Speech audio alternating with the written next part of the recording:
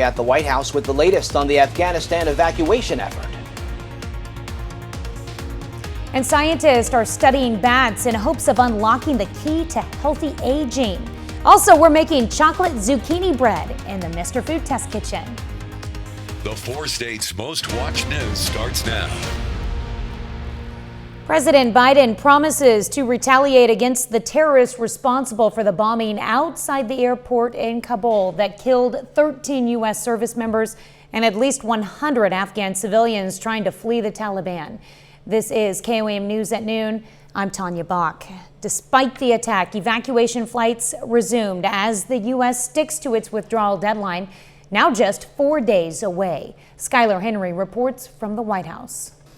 The flag at the White House is at half-staff in honor of the U.S. service members killed in a suicide bombing outside the Kabul airport. We appreciate your thoughts and prayers for all of our service members who are carrying on this mission today. The group known as ISIS-K, which counts both the U.S. and Taliban among its enemies, claim responsibility. The bomb killed dozens of Afghans hoping to flee the Taliban, and families mourned as they claimed the bodies today. A Taliban fighter stood guard outside the gate, where the blood-stained walls mark the tragedy. On the other side, flights have resumed as the U.S. tries to evacuate as many people as possible before the August 31st deadline. We have seen firsthand how dangerous that mission is, but ISIS will not deter us from accomplishing this mission. Crowds of Afghan civilians are back at the airport hoping to get on a flight, despite the threat of more attacks before the withdrawal is complete. We certainly are prepared and would expect future attempts, absolutely. President Biden has vowed revenge for the attack, but carrying out a mission against the terrorists will be harder once U.S. forces are no longer in Afghanistan. The first problem that we're going to have here is intelligence. For one thing, our ability to get that intelligence is declining by the day as we pull out of Afghanistan. Republicans have called on President Biden to extend the withdrawal deadline. Our enemies have taken advantage of this chaotic nature of a withdrawal. And yesterday, they crossed the red line. The president has vowed to finish the withdrawal on time. Skylar Henry, CBS News, the White House. Well, we're inching closer to comfortable weather, but it's still very hot out there. Michael Hayslip joins us for the first look at the forecast. Our best bet for true comfort is probably going to be that first week of September. This will be the 6th consecutive day that we've had high temperatures that will reach into the 90s. Not quite there yet, but remember, we've got a couple hours before we even hit the peak heating time with that August average high now creeping close to 90.5 degrees. It has been a gorgeous morning, that is for sure. Didn't have a whole lot of humidity to battle this morning.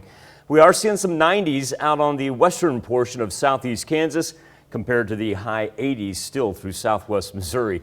Now, that's kind of funny, and here's why. You know, we rely on the National Weather Service offices, whether it be Wichita, Springfield, or Tulsa, to put out our heat advisories and whatnot. Let's take a look at those temperatures right there. Right? 90s out in southeast Kansas. Okay. Got it. Doesn't matter where you are. It's going to end up in the 90s, despite the fact that it's still the 80s in the counties where we have the actual heat advisories. Still got the jet stream going through the upper plains, and along that dividing line is where the thunderstorm activity is. And here a little bit later, we're going to have to talk about what's down in the Atlantic basin, because hurricane season is far from over, and it's actually going to play a little role in our weather next week. That's right, we'll have to wait to September, but it actually will bring us some rain and a little bit of a cool down as well, because for the next 3 days, we're going to be really dry. Every now and then you'll see a raindrop or two, but I guess one nice thing as we head into the weekend, we are at least going to be low 90s, just a skosh above our average high for this time of year. But then, Tanya, we'll jump into a tropical storm Ida here in just a little bit. Look at that difference between Wednesday and Thursday. Nice little mid-80s. I like that. Coming out. Look at those overnight lows. You get to change the word from hot to warm. Ducking back down into the 60s as well. Yeah. Ooh, that's jacket weather. Want to preview? Ooh. Right. Ida. Right. All right. Well, we'll get to that in a minute. All right. Thanks, Michael. Well, police in Baxter Springs, Kansas say criminals are using smartphones to help them burglarize cars. According to Police Chief Russ Harper, crooks are using a smartphone app that allows them to listen to police scanners and lets them know where in town law enforcement is active. But Baxter Springs police are fighting back with more plainclothes officers and unmarked vehicles and new thermal imaging devices that help officers spot suspects hiding in the dark. A lot of the break-ins have happened in southeast Baxter Springs, and a resident in that neighborhood says he applauds the extra effort by police. I think they're moving in a very positive direction, and I wholeheartedly support everything that they're doing. The police have a tough time, and these people obviously are thinking and finding out how they can get away with stuff, but I think the police is going to eventually catch them. The force's new thermal imaging devices cost a little under $4,000 each. The Baxter Springs Police Department is buying one and applying for grants to get the technology on the rest of their vehicles. A nationwide school bus driver shortage impacts districts in the 4 states. Normally, the Joplin School District would have 62 school bus drivers, but even after hiring 5, they still have only 49. The district has combined several routes to make sure they can get all the students to and from school. And until they get the kinks worked out, routes are running a bit slow. Now, nobody likes to be late. Nobody likes to be on a bus in the heat, but that's what we deal with. So we're just asking folks to be patient, and we'll get them there, and things are already smoothing out more. The Carthage School District is not short on full-time drivers, but the district is working to hire more substitute drivers. That's a look at today's top stories and weather in our first 7 minutes. Up next on KOAM News at noon, the fountain of youth could be hanging upside down in a cave. Why some scientists say bats hold the secret to healthy aging. And later, got a lot of zucchini on hand? It's time to make bread. That's what's on the menu in the Mr. Food Test Kitchen. It may sound like a scene from a scary movie, but researchers in Europe are catching bats and taking their blood. The annual ritual is aimed at unlocking the key to healthy aging. CBS's Ian Lee explains. Count Dracula could see this as payback. Scientists in France are taking blood from bats. They want to know why the animals live so long. And spoiler, it's not that they're secretly vampires. This is in the wild, without any veterinary intervention, without any medicine. And the question is, how do they do that? How do they slow down aging? Why don't they get cancer? How can they live for so long? Bats live 10 times longer than other animals their size, and healthier too. Researchers at this church in France have been catching the flying furballs for more than a decade, microchipping, measuring, and weighing them, hoping to extract the secrets of their longevity. Bats increase their ability to repair their DNA. They repair the damage that living causes, and it increases with age. Ours decreases. We share the same genes as bats with some slight modifications, but they can carry diseases like Ebola, rabies, and coronaviruses without getting sick. So that gives an insight into the pharmaceuticals that we're going to need to take to fight infection. Scientists say, though, it could take years before bats reveal the Holy Grail to the fountain of youth. Ian Lee, CBS News, London. Well, the pandemic has done little to improve the image of bats after the World Health Organization said the coronavirus likely originated in the animals. Theory still under investigation. I do enjoy that they take care of the mosquitoes in my yard. Still to come on the KOAM News at noon, Mr. Food. We all hear how good beans are for us. So let me share one of my favorite recipes that highlights a bean that's super popular, yet is often left out of most bean recipes. Any ideas? But first, Michael Hayslip returns with your complete forecast. Wrap up the work week with one more day of the heat advisory, but already noticeable changes. Number one, the advisories not as widespread as what they were from Monday all the way through Thursday. And number two, how about a little cloud cover, a welcome sight? I know it won't bring us hardly any rain here, whether it be today or over the weekend. It is an indicator that at least every now and then that sun gonna duck behind it a little bit. 89 degrees is where we stand over 7th and Range Line. Feeling like 97 right now though, as we really have had a gorgeous, gorgeous Friday morning. Our temperatures put us anywhere in between, say 87 and 91. And look at the south arrows coming in right there. And it's starting to pick up a little bit. We're going 15 miles per hour outside, gusting up to 20 a little bit later on. Now the humidity could be much, much worse. We're starting to see that recede up toward the Great Lakes, but eventually we're going to have it replaced with some Gulf moisture. There's a look, there's a look at our counties that are under the heat advisory. Now, instead of it stretching all the way down to the Gulf like it had, we now have it stretching east to the Ohio River Valley. And so that's not a bad thing in and of itself. And the fact that as far as the Midwest goes, we've been able to back those off. But there are the increased winds as we now see double digits. And so we're feeling like, say mid to high 90s right now and end up probably around 101. From that national perspective, here's where all the thunderstorm activity has remained for the past 3 days, up through portions of Minnesota, Iowa, and now Wisconsin. They've got flood warnings abound. Of course, we see it right there on that boundary where the cold front meets that warmer air. And then as we transition down to the south, okay, look at that thing right there hanging over Cuba. That happens to be Tropical Storm Ida. Let me amend that. In the past 10 minutes, we have now become Hurricane Ida. When we just checked in with it during first weather, it was still a tropical storm. It has now been upgraded to a Category 1 hurricane, battering the western coast of Cuba, where they have torrential rains and flooding that will also cause mudslide in that mountainous region.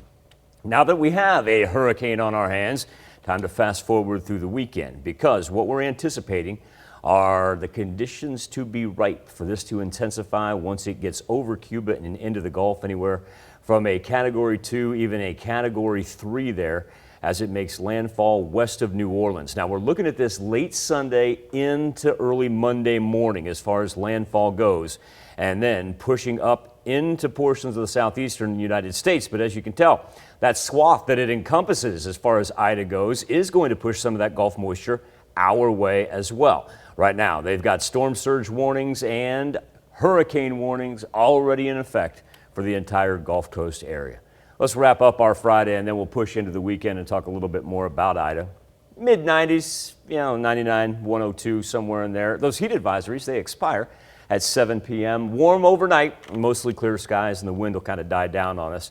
Just pops of green are all we see. Certainly nothing sustained, but the cloud cover is going to help us for the next several days, as we'll be in the low 90s for Saturday and Sunday.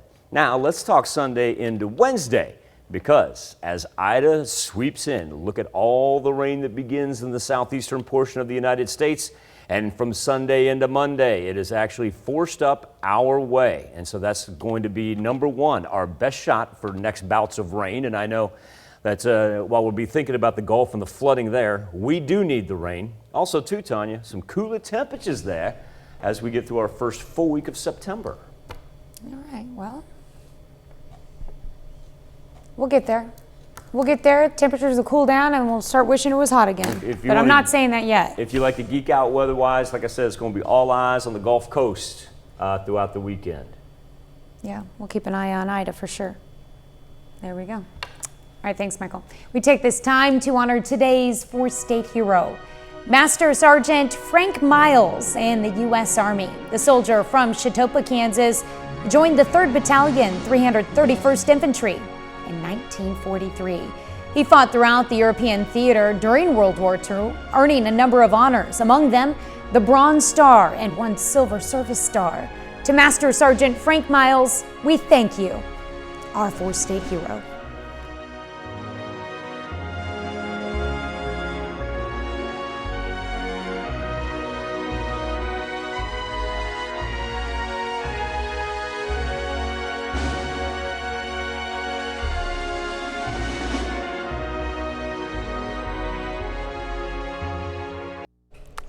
If you are cuckoo for cocoa beans, you'll go crazy for today's recipe. Howard's making a chocolatey zucchini bread in the Mr. Food Test Kitchen. I love beans. And when I say beans, I mean every kind. Everything from green beans and baked beans, which make the perfect side dishes, to navy and kidney beans that are perfect in our soups. But my all-time favorite bean is probably the cocoa bean. Yeah, the cocoa bean. According to the dictionary, chocolate is a food prepared from ground roasted cocoa beans. So, if chocolate is made from beans, and beans are a vegetable, wouldn't it make sense that chocolate is a vegetable too? I think it is. So now, let me show you one of my favorite bean recipes. To make this chocolate zucchini bread, we combine some flour, sugar, baking powder and baking soda, cinnamon, salt, and cocoa. In another bowl, we mix together a good amount of grated zucchini, a few eggs, vegetable oil, a bunch of pecans, and a splash of vanilla. This gets mixed with our dry ingredients, and into a couple of loaf pans it goes. After it bakes and has cooled, it's ready to slice and serve. And since this makes 2 tasty loaves, you can eat one and gift the other. To get the recipe for our chocolate zucchini bread, all you have to do is visit our website. I'm Howard with Kelly in the Mr. Food Test Kitchen, where today we found a chocolatey veggie way for you to say, ooh, it's so good. That does look tasty. That looks like a very moist zucchini bread. Gonna have to try that one. You can find this recipe along with a lot more good food from the Mr. Food Test Kitchen online. Just go to our website at KOAMnewsnow.com. Here's a look at our 4-state market prices.